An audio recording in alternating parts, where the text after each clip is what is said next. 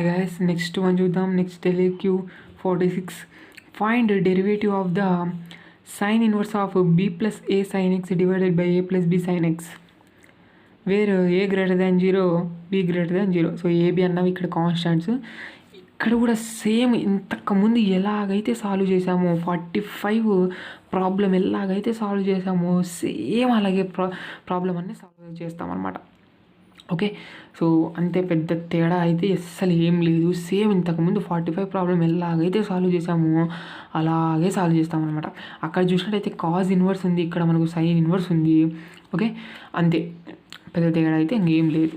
అంతే, అర్థమైతే అదైతే చేస్తాం, అలాగే చేస్తామన్నమాట. ఇక్కడ కూడా చూసేద్దాం. ఇక్కడ మనం చూసినట్టయితే ఏబి అనేవి కాన్స్టెంట్ చూడండి, దృష్టిలో పెట్టుకోండి. మరి ఏమో ఇచ్చారు అనుకోవద్దండి.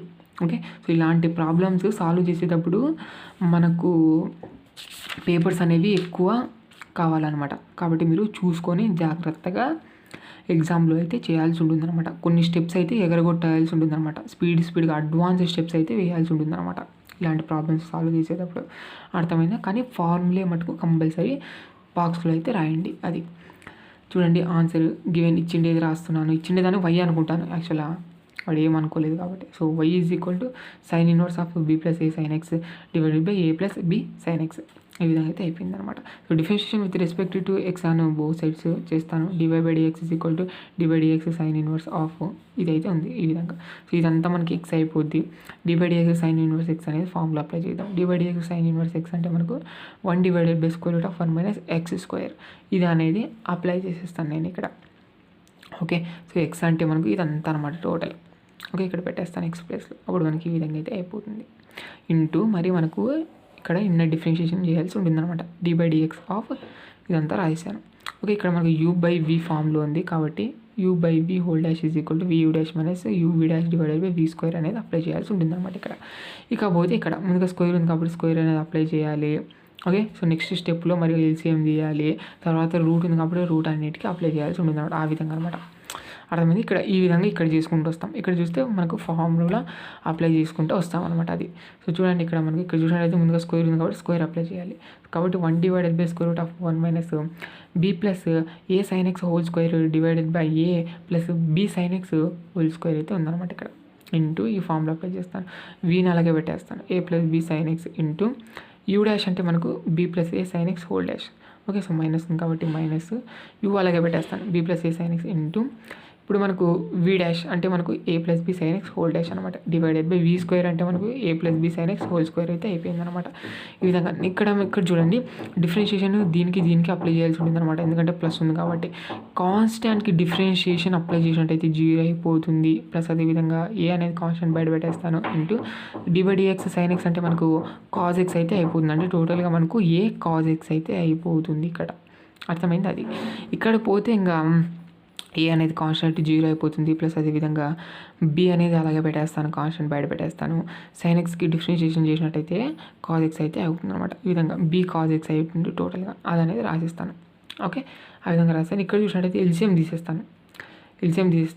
ఏ plus B sine X whole square అయితే ఎల్సిఎం తీస్తాను స్క్వేర్ రూట్ లోపల. కాబట్టి 1 divided by square root of A plus B sine X whole square అనేది ఎల్సిఎం చేసినట్టయితే ఇక్కడ లేదు కాబట్టి పైన అంత ఇంటూ అవుతుంది కాబట్టి A plus B sine X whole square అయితే అయిపోతుంది minus B plus A sine X whole square అయితే అయిపోతుంది ఈ విధంగా. ఓకే, సో ఇంటూ ఇక్కడ మనము డిఫరెన్షియేషన్ అప్లై చేసినట్టయితే ఏ కాజ్ ఎక్స్ మైనస్ అదేవిధంగా ఇక్కడ ఈ విధంగా ఇక్కడ అప్లై చేసినట్టయితే ఇక్కడ ఈ విధంగా అయితే అయిపోతుంది అనమాట. ఇక్కడ మైనస్ ఆఫ్ ఉంది కాబట్టి ఇక్కడ బ్రాకెట్ పెట్టేసేయండి. బి కాజ్ ఎక్స్ అయితే రెండింటికి ఇంటూ చేయండి ఫస్ట్. ఇక్కడ ఏ కాజ్ ఎక్స్ అయితే రెండింటికి ఇంటూ చేసేసేయండి. ఓకే, సో అప్పుడు మనకి ఏ విధంగా అవుతుంది అనేది చూడండి. ఇక్కడ మనకు అదేవిధంగా స్క్వేర్ రూట్ అనేది పైన కింద అనేది అప్లై చేస్తాను దీనికి. అర్థమైందా? సో చూడండి, అప్లై చేసినట్టయితే మనకి ఈ విధంగా అయితే అయిపోయింది అనమాట. టోటల్గా ఈ విధంగా అయితే అయిపోయింది. మీరు చేయొచ్చు కాల్సి ఉంటే. ఈ విధంగా అయిపోయింది. ఇక్కడ మనం చూసినట్టయితే స్క్వేర్ ఉంది కాబట్టి స్క్వేర్ రూట్ క్యాన్సిల్. ఓకే, తర్వాత దీన్ని అనేది పైకి పంపించేసుకుంటాను ఇక్కడికి. 1 ఇంటూ అవుతుంది. అప్పుడు మనకు ఏమొస్తుంది, మనకు A plus B sine X అవుతుంది అనమాట. డివైడెడ్ బై ఇంకా స్క్వేర్ రూట్ ఆఫ్ టోటల్ ఇదంతా అలాగే వచ్చేస్తుంది. ఇక్కడ మనకు వచ్చేసి A plus B whole square అయితే అప్లై చేయాల్సి ఉంటుంది. ఇక్కడ కూడా A plus B whole square formula అయితే అప్లై చేయాల్సి ఉంటుంది. ఓకే, సో ఇక్కడ మైనస్ ఉంది చూడండి, గుర్తుపెట్టుకోండి. సో రెండింటి ఫార్ములా అనేది అప్లై చేశాను. ఓకే, సో ఇక్కడ మైనస్ ఆఫ్ ఉంటుంది. సో మైనస్ అయితే ఇంటూ చేయాల్సి ఉంటుంది అనమాట అన్నిటికీ. అది లోపల అర్థమైందా? ఇకపోతే ఇక్కడ కూడా అంతే మైనస్తో అయితే ఇంటూ చేయాల్సి ఉంటుంది ఇక్కడ. సో మైనస్తో ఇంటూ చేస్తే ఈ విధంగా అయితే అయిపోతుంది అనమాట. ఈ విధంగా ఇక్కడ వచ్చేసి మనకు plus AB sine X cos X cancel, minus AB sine X cos X cancel అనమాట. ఇవి రెండు క్యాన్సిల్ అయిపోతాయి. ఇంకపోతే కాజ్ ఎక్స్ కామన్ తీయచ్చు. Okay, so cos X common తీస్తే A square minus B square. Okay, ఆర్డర్లోనే ఉంది. ఇంకేం మనం మైనస్ అయితే కామన్ తీయాల్సిన అవసరం అయితే లేదనమాట ఇక్కడ.